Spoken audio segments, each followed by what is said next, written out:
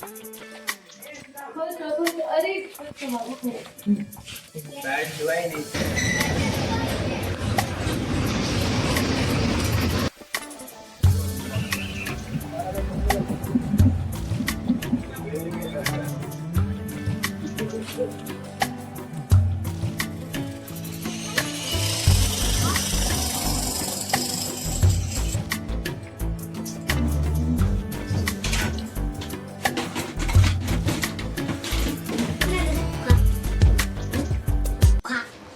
Finally friends, मायके की बहुत सारी खट्टी मीठी यादों के साथ में अब चले ससुराल। टाइम हो चुका है।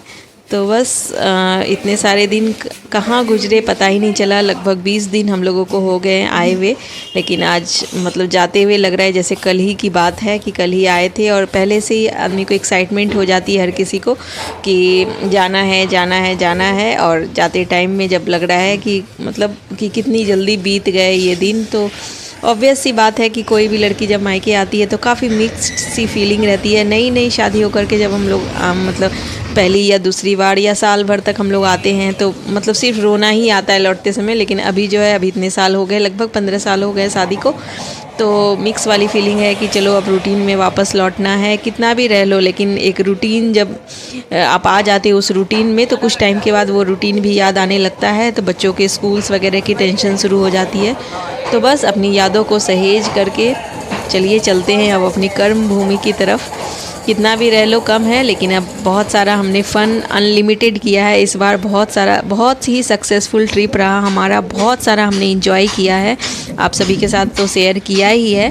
तो चलिए, बस हमारी ट्रेन आ गई थी, 3 बजे की हमारी ट्रेन थी। तो बस टाइम पे ही आ गई थी, हम लोग टाइम के पहले ही पहुंच गए थे।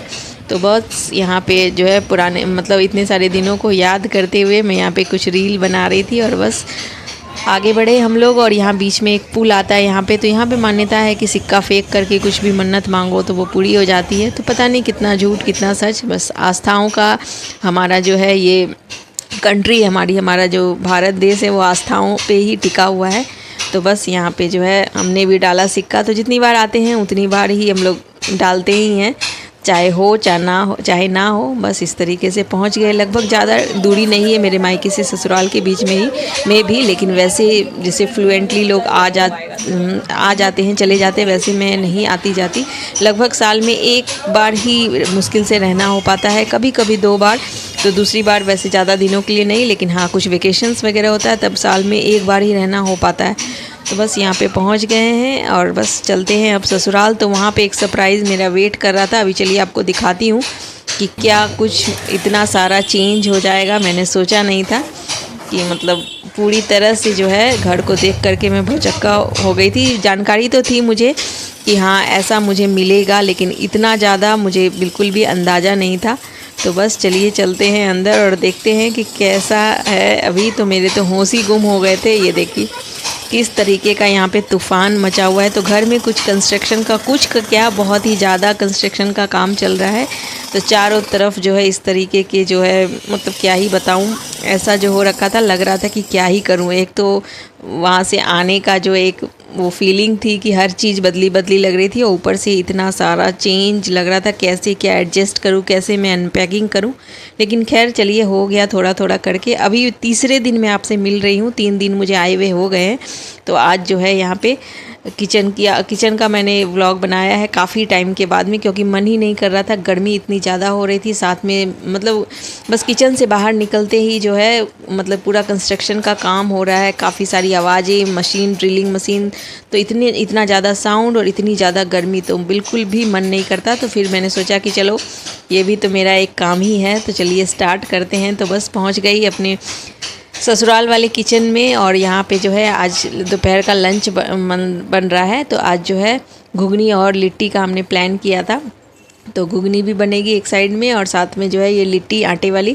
तो आटा में हमने नमक, अजवाइन और थोड़ा सा मोयन डाल दिया है देसी घी का। तो देसी घी का मोयन सही रहता है, क्योंकि रिफ़ाइंड वगैरह हम लोगों को कम यूज़ करना चाहिए। हर कोई हम लोग को पता है आजकल के समय में, तो रिफ़ाइंड के मुकाबले आपको सरसों तेल या देसी घी का ही ज़्यादा, अगर जिस भी चीज़ में ज़्यादा से ज़्यादा हम लोग को यही चीज़ें मतलब यूज़ करनी चाहिए।